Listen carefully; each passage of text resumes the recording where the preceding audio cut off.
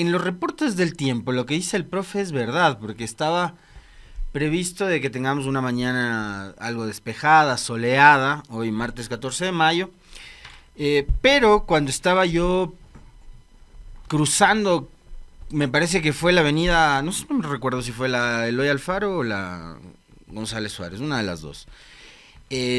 Había una leve garúa, ¿no? Una llovizna, casi imperceptible, pero caían unas cuantas gotitas de lluvia. Lo que sí está en el pronóstico del tiempo, profe, es que hoy vamos a tener lluvia.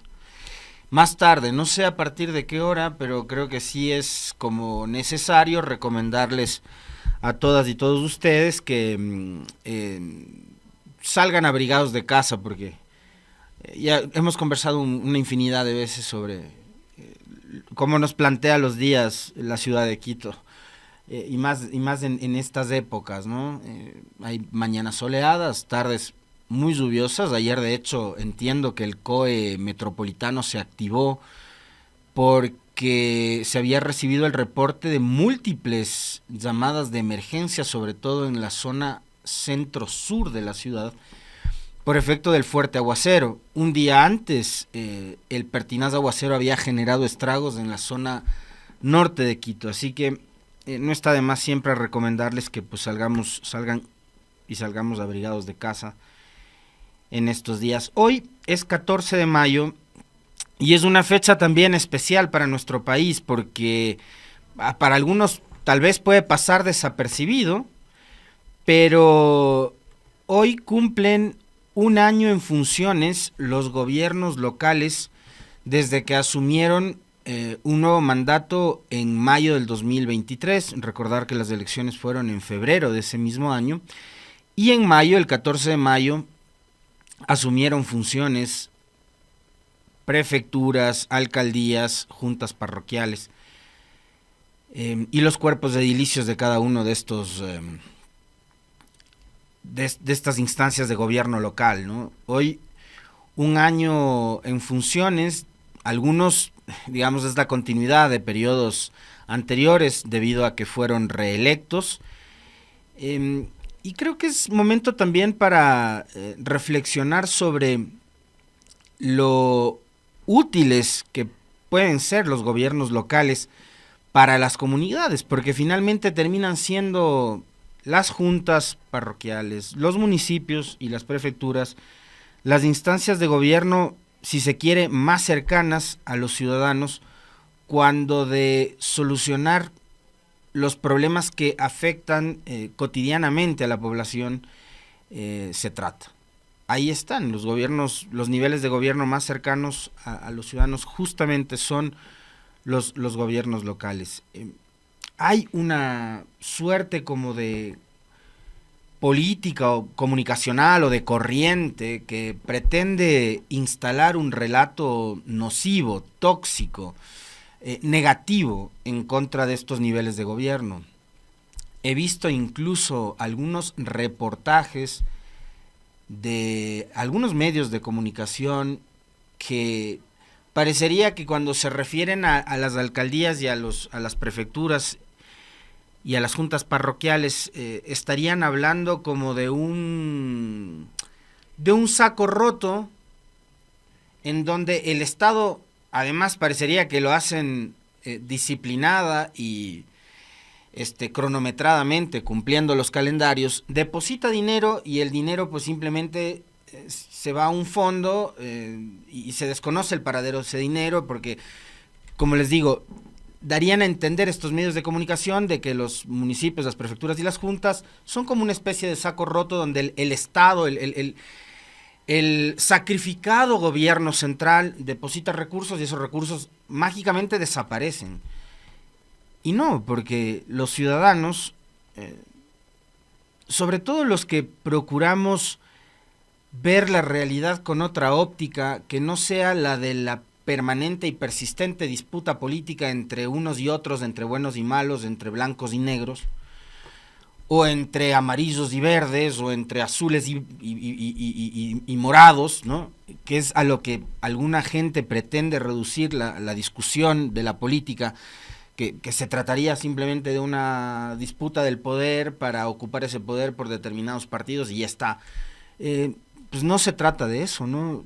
Y uno se ha encontrado con instituciones relacionadas con justamente estos niveles de gobierno que son extremadamente útiles y que, como les decía hace un momento, al ser los niveles de gobierno más cercanos a la población, terminan siendo los que resuelven, para usar una palabra y un concepto que le gusta mucho al entorno presidencial, este de resolver. Entonces, además ha pasado que durante los últimos años, al tener gobiernos centrales que poco y nada, de hecho, les ha preocupado el bienestar de la población, a quienes les ha tocado salir al frente a tratar justamente de resolver los problemas ha sido a los gobiernos locales.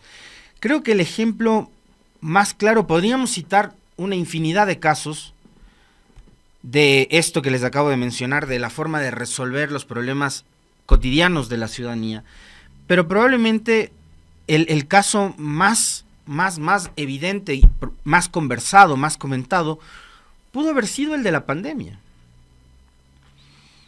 Cuando tuvimos un gobierno nacional que pretendió, además de un día al otro, despojarse de sus propias responsabilidades y trasladar todas esas responsabilidades a los municipios y a las prefecturas, ¿no? Por citar un caso. Y vale recordar cuál fue el rol que también durante esa etapa tan complicada, tan dura, tan difícil, que nos había cogido al mundo entero y más todavía a países en vías de desarrollo como el nuestro, sin saber qué hacer. Y obviamente acá teníamos un gobierno que no sabía justamente qué hacer. El gobierno de Lenín Moreno, que recordarán ustedes en esa campaña que empezaron ellos, ¿no?, de tratar de desprestigiar, de deslegitimar al gobierno anterior, manifestaban que ya no eran necesarios los grandes hospitales con 400 o 500 camas. Esa declaración fue tremenda de Lenín Moreno. Dijo que ya no eran necesarios y no eran útiles los hospitales públicos con 400 o 500 camas, porque ahora con la telemedicina cualquier cosa se podía resolver. Y después resulta que esos elefantes blancos, como el señor Moreno llamaba a los grandes hospitales y grandes casas de salud públicas, fueron los que terminaron acogiendo a miles de ecuatorianos que necesitaban de atención médica por efecto de la pandemia. Y cuando el gobierno estaba ocupado de otras cosas en ese momento, fueron justamente los municipios, las prefecturas. Este comentario va sobre todo para don Aníbal Ayavaca, que dice que no es imparcial. Mis comentarios nunca son imparciales. Yo no soy ni objetivo ni imparcial. Si usted está buscando imparcialidad u objetividad, va a tener que ir a buscar en otro lado, porque yo no soy imparcial. Yo siempre estoy de un lado. Siempre.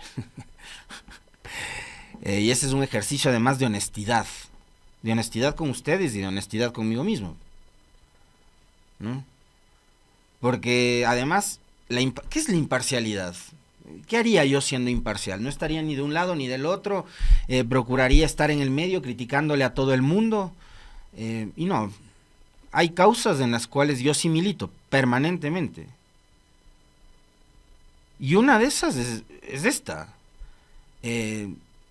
defender el rol de los gobiernos locales, que son los llamados, como les decía hace un momento, a resolver los problemas de la cotidianidad de la gente.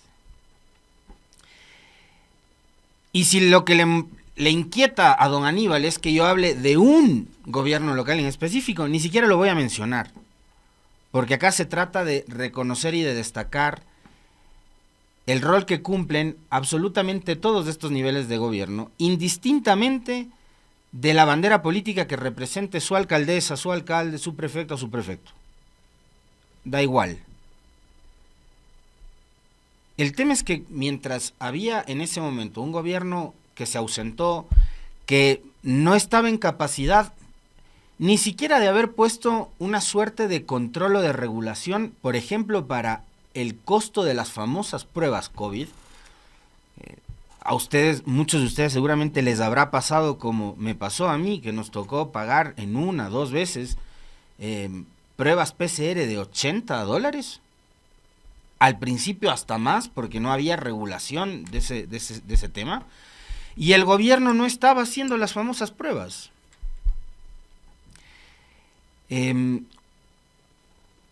Hubo gobiernos locales a nivel de municipalidades y de prefecturas que empezaron a brindar y a ofrecer la posibilidad de que los ciudadanos se practiquen pruebas para detectar el COVID de manera gratuita.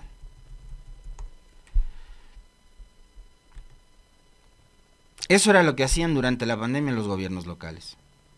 Y hoy los gobiernos locales están en la mira de un proyecto que evidentemente es arbitrario, que tiene unos rasgos bastante totalitarios y que parecería que, así como lo hicieron en algún momento durante el gobierno anterior, que se pretendía atacar constante y persistentemente desde todas las vías, mecanismos y medios posibles a la Asamblea, por ejemplo, hoy daría la impresión de que están tratando de hacer exactamente lo mismo con los gobiernos locales.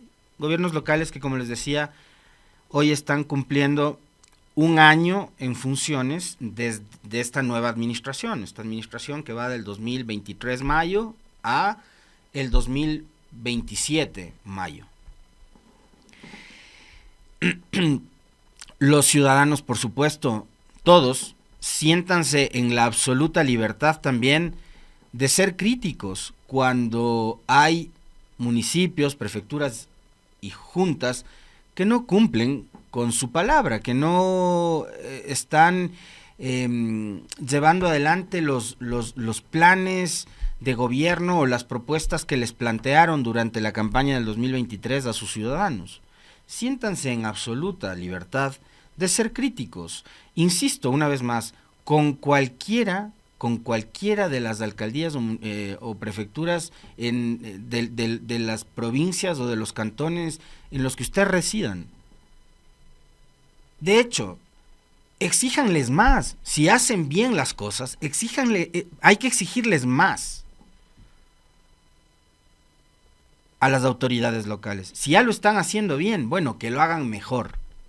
Y si no lo están haciendo tan bien, pues que empiecen a trabajar y que empiecen a hacer las cosas para justamente resolver lo que pasa en nuestras localidades, ¿no?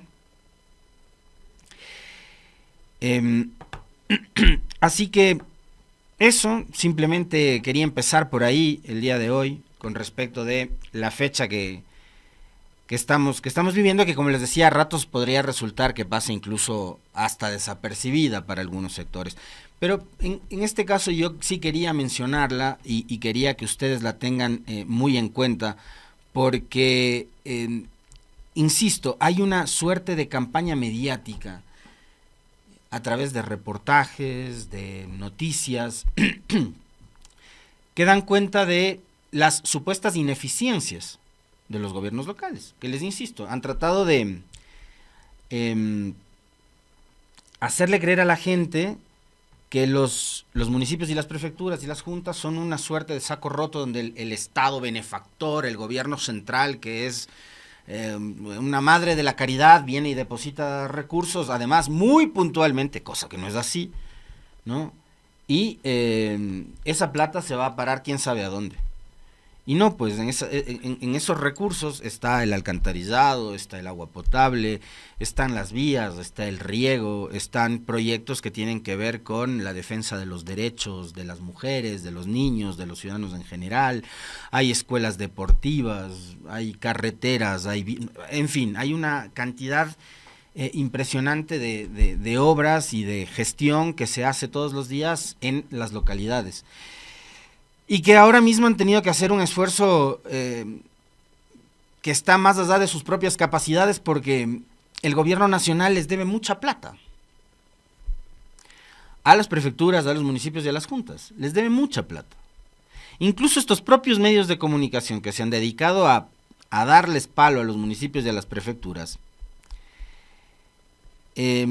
ha mencionado que el gobierno nacional les debe, no sé si esta cifra está del todo, no sé si está del todo precisa, pero a las prefecturas algo así como 193 millones, a los municipios 453 y 20 millones a las juntas parroquiales. Creo que es incluso más. Y hay que recordar también y tener presente, justamente en medio de esta coyuntura, que hace pocos días la Asamblea Nacional, el Pleno de la Asamblea Nacional, aprobó una ley que permitirá que las transferencias a los gobiernos locales se cumpla dentro de los primeros 5 días de cada mes.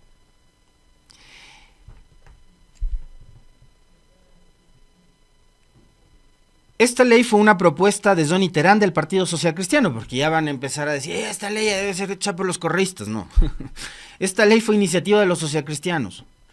Iniciativa de Johnny Terán, hijo del prefecto de Los Ríos, legislador, su hijo del mismo nombre, Johnny Terán, y del propio presidente de la Asamblea, Henry Kronfle.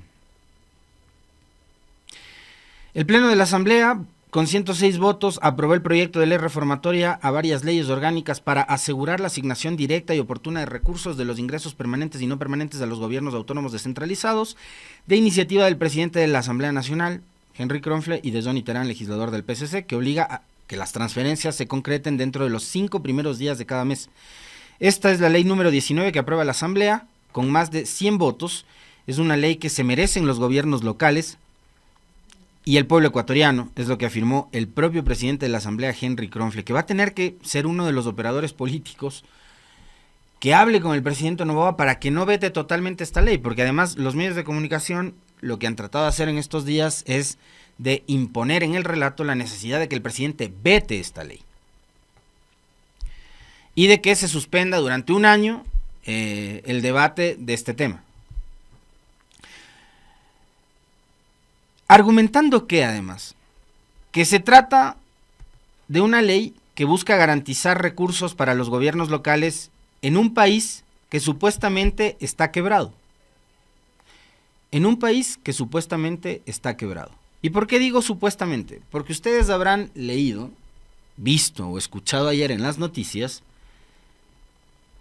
de que el presidente Noboa decretó desde Roma, Italia, ayer, que los policías del Ecuador recibirán un bono de alimentación. El Ministerio de Trabajo tiene hasta 3 semanas de plazo para fijar el valor mensual que percibirán los policías en servicio activo para su alimentación. En medio de la gira internacional, el presidente Daniel Noboa suscribió este lunes 13 de mayo del 2024 desde Roma el decreto ejecutivo 267 para entrega de bonos de alimentación a policías. El documento reforma el artículo 238 del reglamento de la Ley Orgánica del Servicio Público. Allí contiene disposiciones especiales para el pago de viáticos, subsistencias y el rubro correspondiente para la comida de los uniformados. En este sentido, Noboa ordenó al Ministerio de Trabajo que emita el acuerdo respectivo en el que fije el valor mensual que percibirán los policías en servicio activo por concepto de alimentación diaria. Deberá hacerlo hasta antes del 1 de junio del 2024.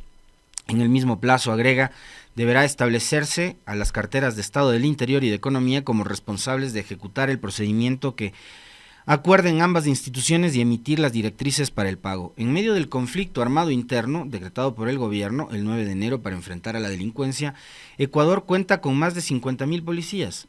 El bono en cuestión tiene dictamen favorable del Ministerio de Finanzas, aunque el monto no es público todavía. Según el decreto, el bono se calculará en función del costo de la canasta básica familiar establecido por el Instituto Ecuatoriano de Estadísticas y Censos, INEC, en actualmente $800. Entonces, lo que vemos acá es que para unas cosas sí hay plata y para otras no. Y en la actualidad hay una deuda que el gobierno mantiene con algunas prefecturas, por ejemplo, y que para eso no hay dinero. Con algunos municipios también tiene una gran deuda el gobierno nacional y para eso no hay dinero, pero para otras cosas sí. Y como ustedes ven, está en la nota, el bono en cuestión tiene el dictamen favorable del Ministerio de Finanzas, que es además el organismo que debería transferir de manera ágil los recursos que se deberían destinar para los gobiernos locales. Que como les decía hace un momento, nos guste o no nos guste, esto no tiene que ver con una bandera política, porque en los municipios y en las prefecturas, al igual que en las juntas parroquiales, están representantes de absolutamente todas las tendencias, organizaciones, partidos y movimientos políticos que existen en este país. El asunto es que se haga respetar lo que por ley les corresponde, nada más, para que puedan ellos también cumplir con los ofrecimientos que hicieron en campaña el año anterior. Así de simple. Y este decreto para bono alimenticio de los policías, que además creo que ya percibían algún ingreso por esto que le denominan rancho, en el caso de los policías, lo firma desde Roma, Italia, ¿no? Este decreto, desde Roma, Italia. Y bromeábamos antes de entrar al noticiero con el Javi Ojeda, de que todos los aspirantes,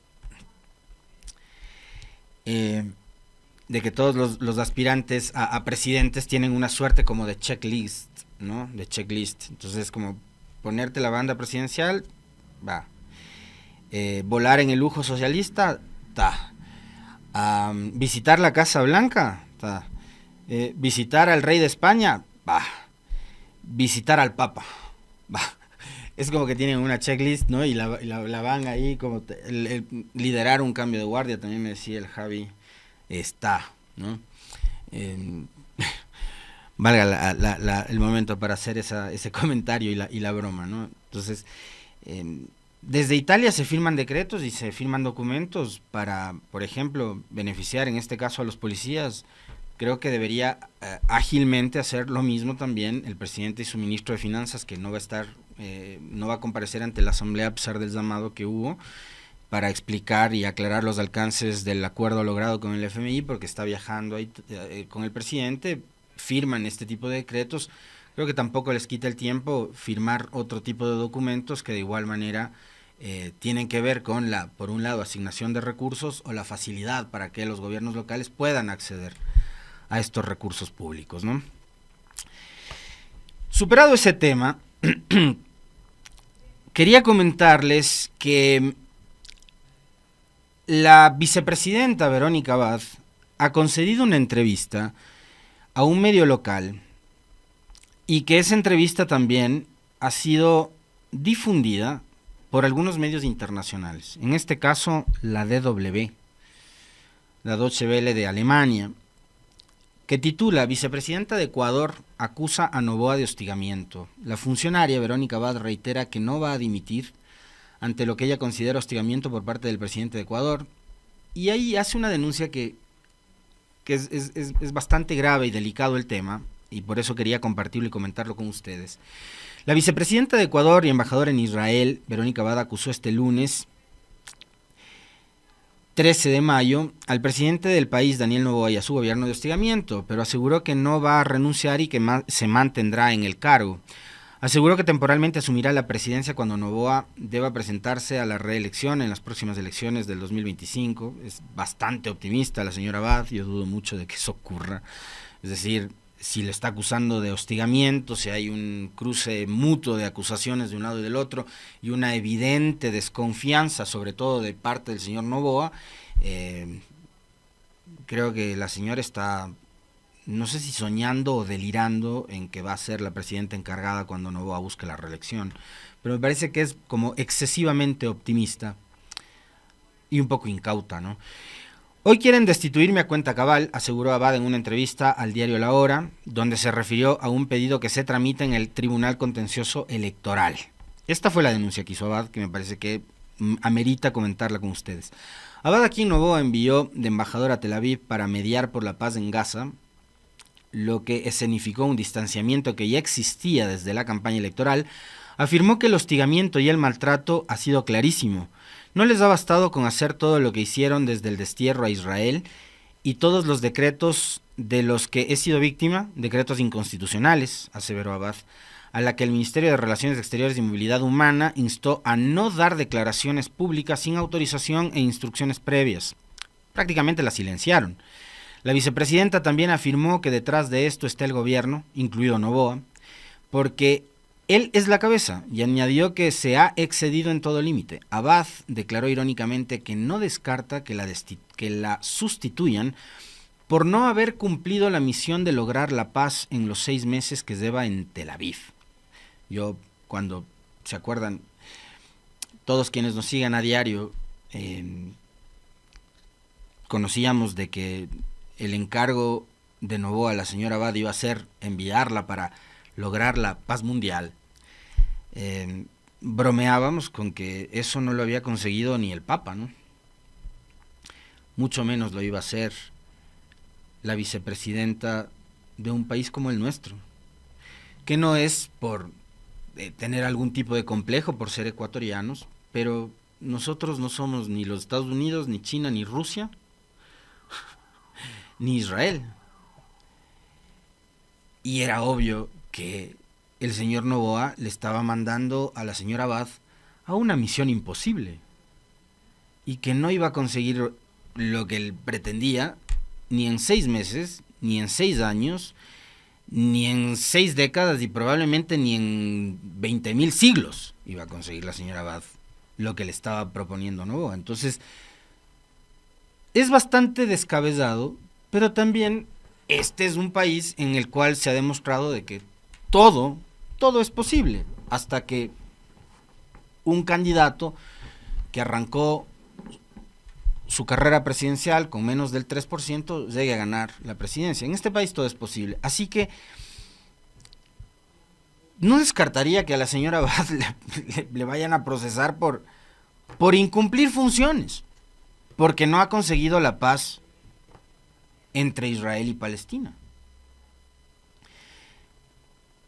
Pero quizás, y echándole una ayuda a la señora Abad, uno podría plantearle también la posibilidad de que esos mismos argumentos se utilicen ante el Tribunal Contencioso Electoral o en el espacio que sea, para encararle al gobierno y decirle, bueno, yo no he conseguido la paz entre Palestina e Israel, pero ustedes tampoco le han dado mejor calidad de vida a los ecuatorianos.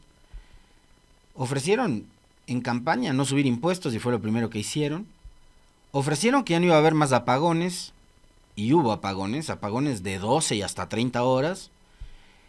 Ofreció subir las jubilaciones del IES y no lo ha hecho. O sea, es decir, hay también un montón de incumplimiento en las funciones por parte del presidente Noboa, que podría ser también un argumento que use la señora Abad.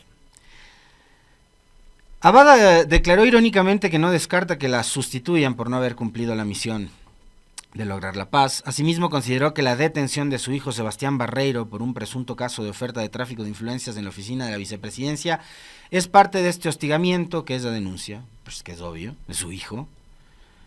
Lo he denunciado y lo vuelvo a hacer. Es lawfare. Es lawfare. Y no es correísta. La señora Abad habla de lawfare. Es el lawfare que ella, hasta el día en que ganaron las elecciones, aquel 15 de octubre, ella defendía el lawfare, la persecución judicial, la guerra judicial, ella la defendía. Y dijo que iba a ser de la causa de Fernando Villavicencio su causa. Y la causa es esa, es perseguir a cualquier adversario político y llevarlo ante los tribunales. Hoy, irónicamente, la señora Abad habla de lawfare, que es la utilización del aparato judicial contra adversarios políticos. Es una persecución, manifestó Abad, para quien su hijo es inocente y demostrará, obviamente, dice ella, su inocencia. Yo no tengo enemigos políticos, creo que sí los tiene, y es su presidente. La persecución empieza por mi hijo, sin o casi nada de pruebas, un atropellamiento y abuso de poder de jueces y fiscales, y una fuerza institucional que puede enviar a un joven a la roca, añadió la vicepresidenta sobre la cárcel de máxima seguridad, en la que su hijo permaneció unos 20 días hasta que salió en libertad bajo fianza tras pagar $20,000. Abad insistió en que es víctima de abuso de poder y que se mantendrá firme en el cargo. Yo alguna vez, no sé si les comenté a ustedes una anécdota, una querida colega, cuando pasó todo este relajo entre Noboa y Abad, me preguntaba, bueno, ¿tú qué harías de Abad? Antes de que le envíe a Israel y se dé todo ese rompimiento de relaciones y demás, yo le decía, lo que hubiera hecho era renunciar, pues. Renunciar y empezar a activar políticamente acá, y me hubiera convertido en una piedra en el zapato para Novoa, estando acá y haciendo política aquí. La señora no, finalmente no renunció. Cuando deje de ser vicepresidenta va a recibir... el otro tema que debe estar en el checklist es recibir la pensión vitalicia, ¿no? Y va a recibir esa pensión vitalicia. Después le metieron preso a su hijo, y la señora no renunció y no se vino a defender a su hijo y sacarlo de la cárcel a su hijo y estar acá con su hijo. Siguió en el encargo en Israel. Evidentemente para la señora el cargo que ostenta pues es muy importante, pero acá hay un hecho fundamental y que es el inicio de toda esta discusión, y tiene que ver con que la señora Abad no llegó ahí por cosas de la vida o por circunstancias fortuitas y el destino. A ella la eligió Daniel Noboa para ser su vicepresidenta, y siendo él quien la eligió, no creo que haya sido una imposición de Lavinia o una imposición de Anabela, ¿no? Debe haber sido Daniel Noboa el que tomó las decisiones. Si es un hombre que resuelve, él debe haber resuelto ponerla a Abad de vicepresidenta. Y la persiguió. Así como también el señor Noboa designó a Andrea Robo como ministra de Electricidad y también la persiguió. El origen de todo esto son las malas decisiones de Noboa, que es el que le puso a Abad como candidata a vicepresidenta. Más allá de que si la señora quiere o no quiere, o piensa o no renunciar, ya ese es asunto suyo. Pero el inicio de todo este problema que hay, y estas diferencias, y estas desavenencias, y estas discrepancias, roces, disputas, peleas, pugnas entre la señora Abad y el señor Noboa, tienen un origen, y es que él la eligió como su compañera de fórmula para completar el binomio presidencial. Y cuando los ecuatorianos eligieron un binomio, eligieron ese binomio, Noboa y Abad. Y el error no fue probablemente solo de Abad, porque ella debió haber dicho, sí, claro, acepto, muchas gracias por considerarme, voy a poner ese 6% de votos que saqué para la alcaldía de Cuenca a la opción presidencial. El punto de partida es la mala decisión de Noboa. Mala decisión al momento de elegir a su compañera de fórmula, como también parecería que fue una mala, pésima decisión elegir a Andrea Robo como ministra de Energía. El tema es que las dos, además mujeres, que fueron decisiones de Noboa, que estén ahí, terminaron perseguidas por el propio Noboa, ¿no?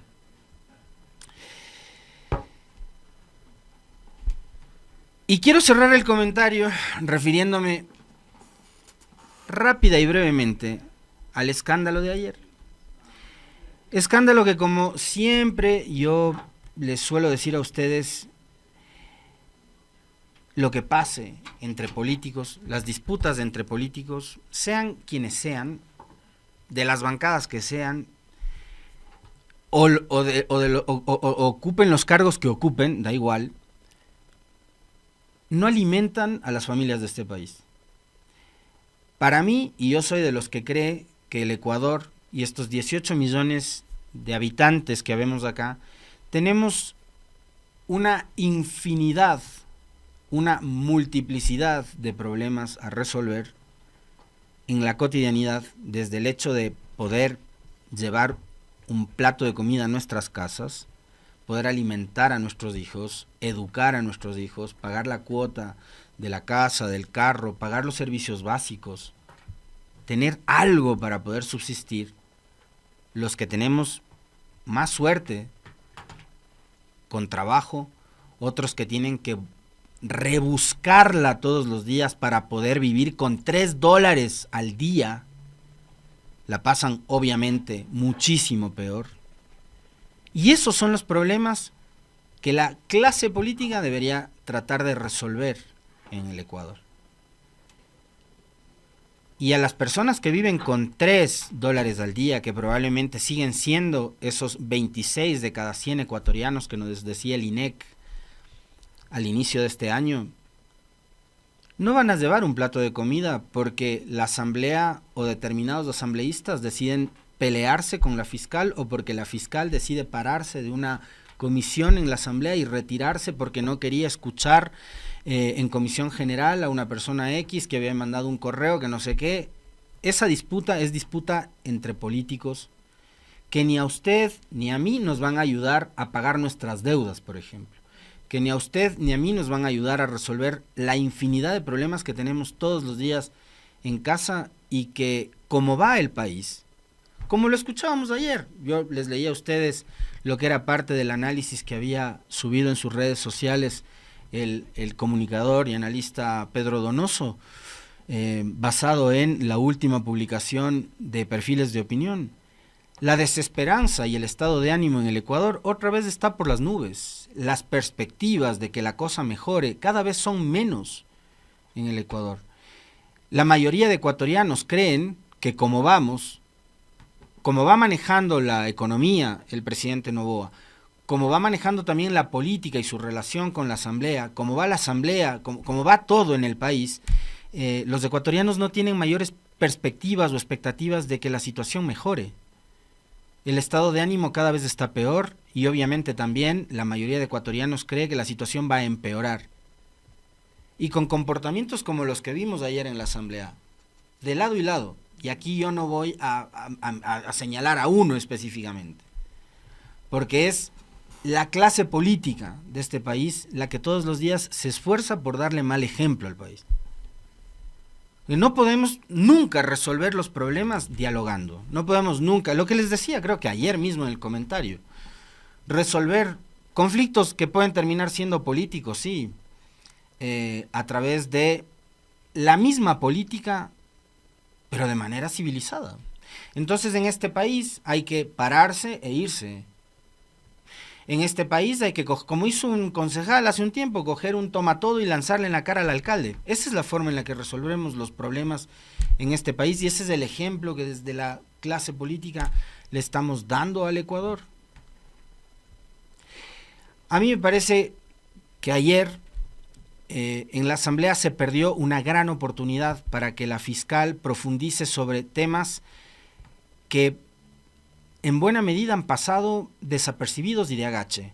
También producto de la selectividad con la que ha actuado la Fiscalía, por supuesto, porque le ha metido una velocidad a unos casos y le ha metido otro tipo de velocidad a otros, o casi ni siquiera le ha metido velocidad, simplemente ha decidido mirar para otro lado. Pero ayer la señora Salazar estaba convocada a la Comisión de Fiscalización para referirse a dos temas específicos sobre los cuales habría sido súper útil que los legisladores profundicen, le pregunten, a ver qué va a pasar con los casos relacionados con los generales de policía involucrados aparentemente en supuestos actos delictivos, y lo relacionado con todo el gobierno de Guillermo Lasso, la cúpula del gobierno de Guillermo Lasso, que habría tenido comportamientos absolutamente reñidos con la legalidad y con la moralidad y la ética. Habría sido fantástico tener más información y más elementos para saber qué está haciendo la Fiscalía para procesar a Danilo Carrera, para saber si es que en algún momento Hernán Luque, a quien Lasso dijo que lo iba a traer del cogote, va a venir al país y va a rendirle cuentas al Ecuador y a la justicia por haber manejado las empresas públicas a su antojo. Y queremos saber también hasta dónde va a llegar la Fiscalía para investigar a generales o exgenerales de la policía que están sumamente cuestionados por los supuestos vínculos que habrían tenido o mantenido con grupos delincuenciales y con los capos de estos grupos de crimen organizado. Esa oportunidad se perdió. Pueden poner la excusa que sea. Esa oportunidad se perdió. 7:46, hasta acá el comentario.